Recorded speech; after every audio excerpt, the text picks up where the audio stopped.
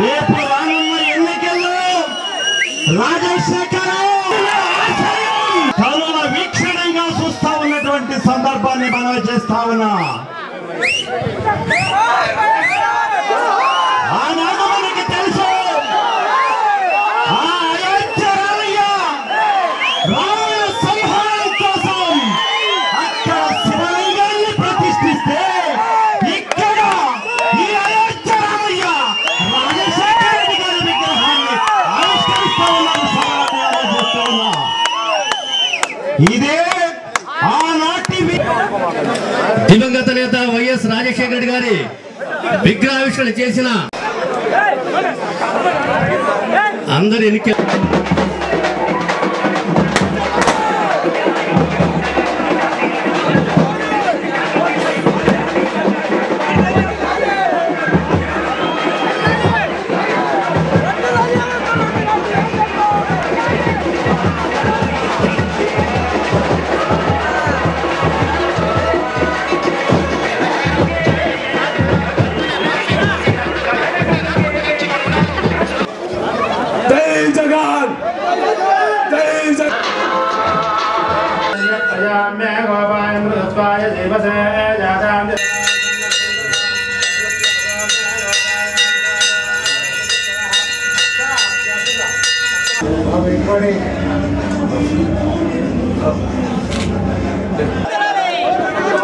ఈ రోజు ఈ సాయంకాలం పూట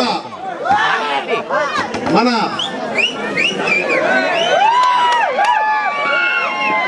రెడ్డి గారి విగ్రహాన్ని ఆవిష్కరించుకున్నాం. ఇది ఎంతో పండుగ సమయంలాగా ఉంది.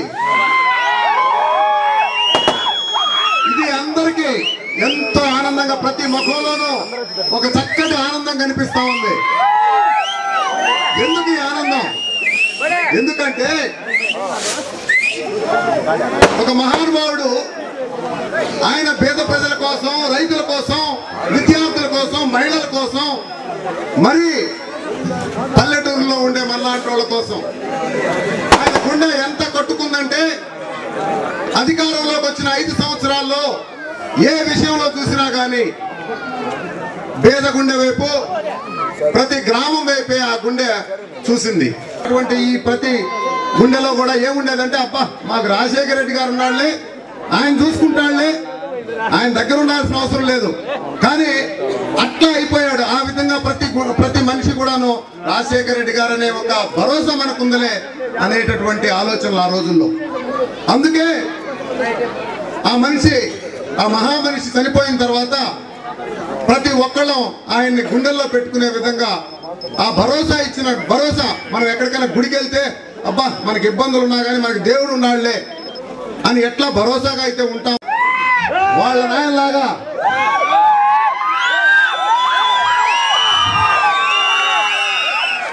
బ్రహ్మాండమైనటువంటి తెలివితేటలకు వెళ్ళాడు. అంతకంటే వాళ్ళ నాయన కంటే ఎక్కువ కష్టపడతాడు. అలాగే వాళ్ళ నాయన కంటే ఎక్కువ ధైర్యంగా ఉంటాడు. అదే వాళ్ళ నాయన ఆలోచనలన్నీ ముందుకు తీసుకెళ్ళాలి అని ఆయన ప్రతి విషయంలో కూడాను ఏ పేద గుండెకైతే ఆ సంక్షేమ పథకాలు అందకుండా పోతున్నాయని చెప్పి బాధపడుతూ ఎప్పుడైతే ఆ కార్యక్రమాల్ని జరగనివ్వటం లేదనో తను ప్రజల కోసం ముందుకు వచ్చాడు. గురువారం మన ప్రియతమ నేత జగన్మోహన్ రెడ్డి గారు నర్సరావుపేట రాబోతున్నారు. తమిళపాడు గ్రామాల నుంచి అసంఖ్యాకంగా ప్రజలందరూ కూడా ఆ ప్రోగ్రామ్ లో పార్టిసిపేట్ చేయాలని కోరుకుంటా ఉన్నాను. ఈ రోజు నాకు చాలా సంతోషంగా ఉంది. నా ఈ విగ్రహ ఆవిష్కరణలో నన్ను భాగస్వామ్యం చేసినందుకు పమిడిపాడు గ్రామస్తులందరికీ కూడా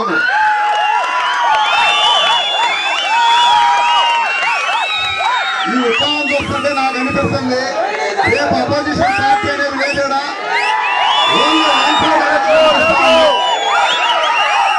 చేసి చూపించాలా.